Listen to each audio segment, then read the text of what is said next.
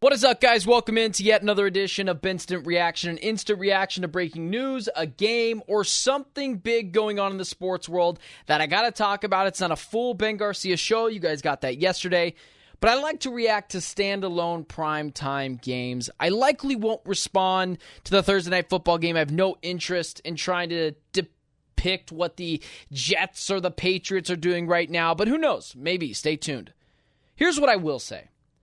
Last night's Monday Night Football game was seemingly an abomination. It was not a great game to watch. It wasn't necessarily a bad game, but wasn't something that you just want to sit next to the television, grab a thing of popcorn, shut the lights off, block out the entire world, and watch this game.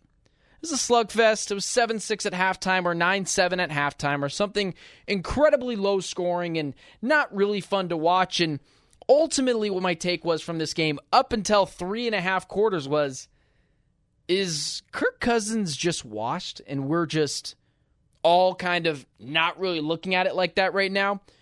Clearly, that has changed. Things change. Situations change. And as Scott Hansen says it all the time, the witching hour, wins become losses and losses become wins. That's what happened last night. But it's not so much the Philadelphia Eagles losing, it's how they continue to lose games.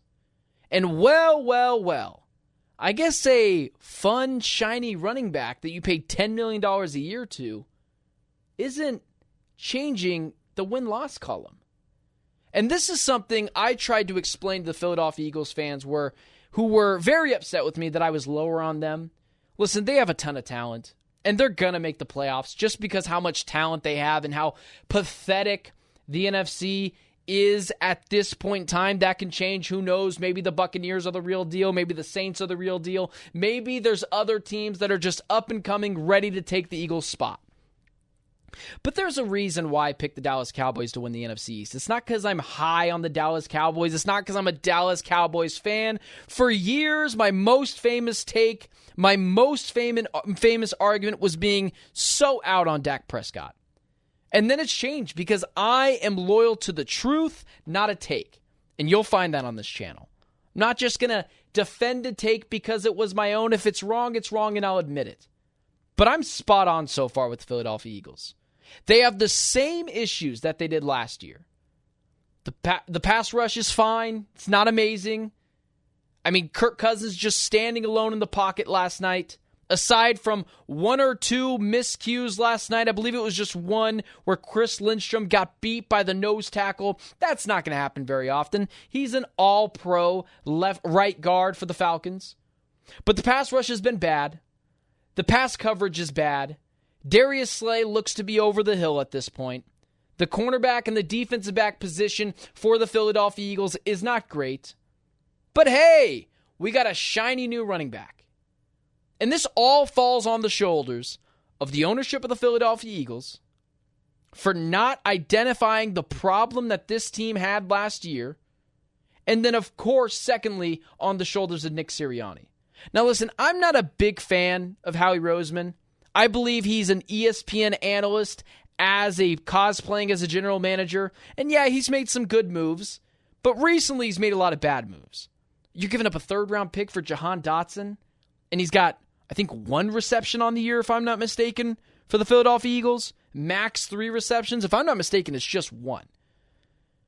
But you didn't identify the situation. You didn't identify what the problem was for the Philadelphia Eagles. And the problem was simply leadership, discipline. It's the little things. It's the things that tie up loose ends. It's the things that win you close games. You lost last night because you have the same problems. And even more so, you lost at home, the first home opener of the year. Your effective Super Bowl at that point. The fans are riled up. The players are excited to play in front of their fan base. And you laid an egg. Kirk Cousins on primetime, on your home opener, Monday Night Football, and you blew it.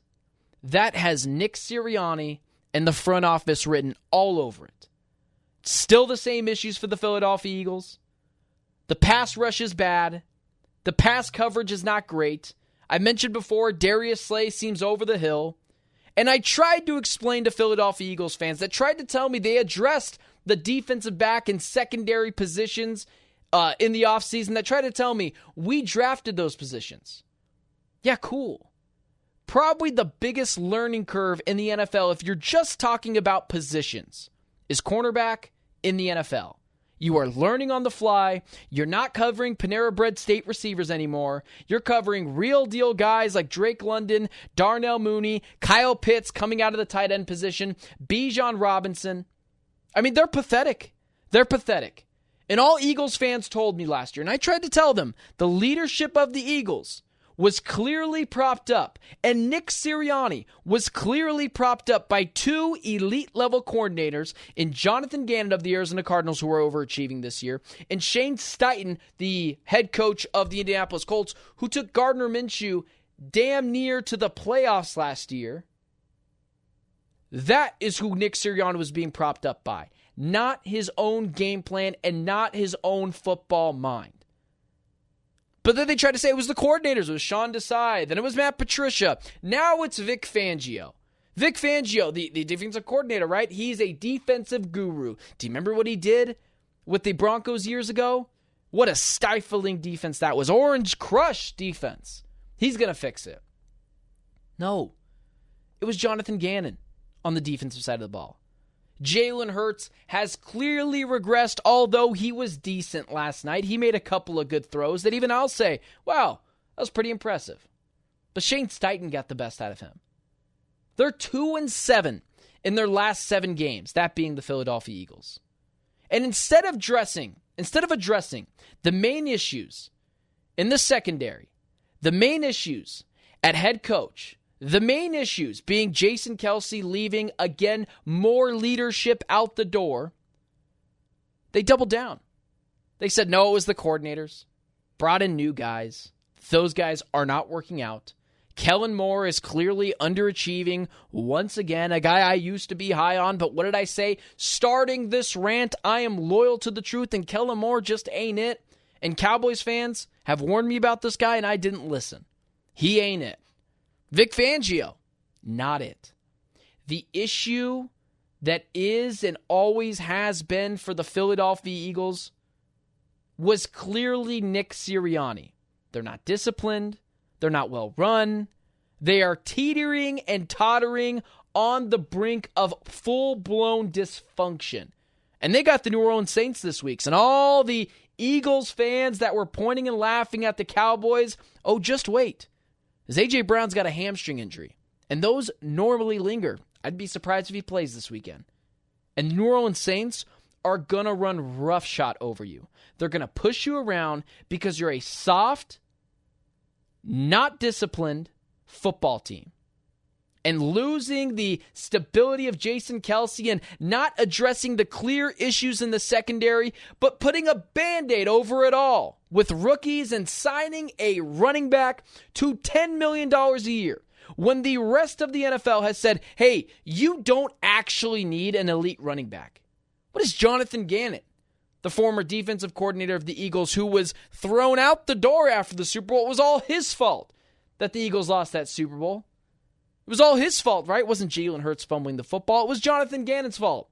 His running back's James Conner, makes $6 million a year and is a top 5 running back right now in the NFL through 2 weeks. He's a bell cow. But yeah, sure, you got a shiny new toy in Saquon Barkley. That's awesome. But he was also one of the reasons why you lost last night. You got to catch that ball. And I get it. In Philly, it's about winning headlines. It's about winning over the media, and Saquon Barkley did that. You know what didn't win over the media? Admitting you have a problem. Admitting you're dysfunctional. Admitting that the leader at the top of this snake in the Philadelphia Eagles is Nick Sirianni. But you didn't do that. You didn't do that. And sure, fully expect you to make the playoffs. Any head coach with this kind of talent in a conference that's this week should make the playoffs. But I'll double, triple, quadruple down on the Philadelphia Eagles not winning a singular playoff game. And I'll double, triple, and quadruple down that the Dallas Cowboys, although have their own issues, are a more stable organization with a more stable quarterback and with a more stable front office than the Philadelphia Eagles. And it's why they're going to win the division, not the Eagles.